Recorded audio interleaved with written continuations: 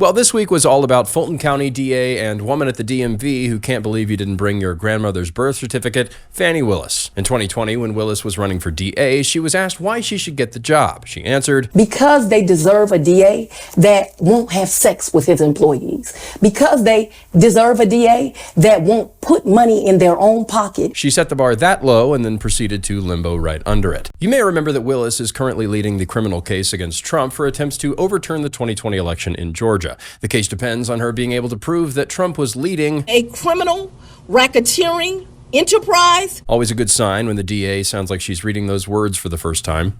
New allegations have emerged regarding Willis's relationship with a special prosecutor she appointed to the Trump case, Nathan Wade. No relation.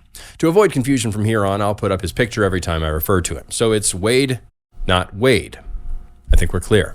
According to court filings, Willis was sleeping with the married Wade while also authorizing over $650,000 in public funds as payment for his legal work. This despite his never having worked on a RICO case before. This is starting to sound less like justice being served and more like a criminal racketeering enterprise. Meanwhile, the person who wrote the actual law Willis is using to prosecute Trump is only getting $150 per hour, which I think is about the cheapest you can get a lawyer for. That's right, Wade. That clip alone cost me $8,000. Willis hired Wade on November 1st, 2022, and the very next day, he left his wife of 26 years. Then, over the next few months, the pair embarked on tropical vacations to Miami, Aruba, the Bahamas, and Napa Valley. That's some pretty sexy litigation prep.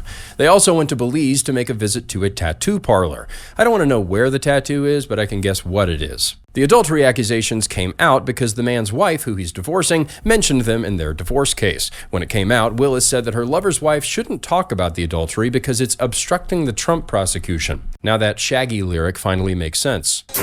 But she caught me on the counter. You're obstructing the Trump prosecution. Willis has also called the attacks on her, you guessed it, racist. Well, that explains the next verse. She even caught me on camera. You're a racist. Fani insists she never financially benefited from bonking Wade, and under oath, they both claim that the affair didn't start until after his hiring. Oh good, you hired him for a six-figure job and then you started sleeping with him and going on vacations.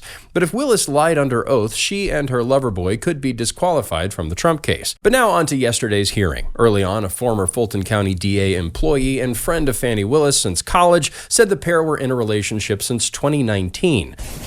Yes. 3 years before she hired him for this case. Of course, that meant that Willis wanted to take the stand herself. And of course, she conducted herself with utter professionalism. She was asked if her cash reimbursement payments matched the receipts. I don't do my friends like that.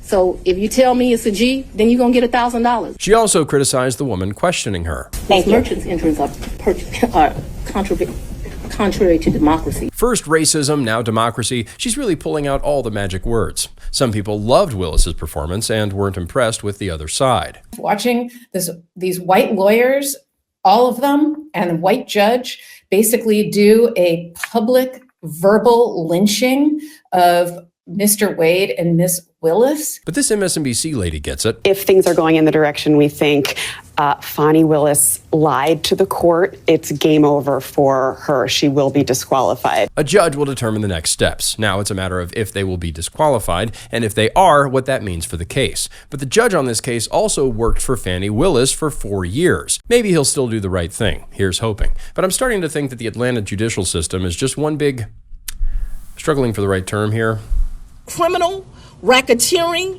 enterprise. Yeah, that's it.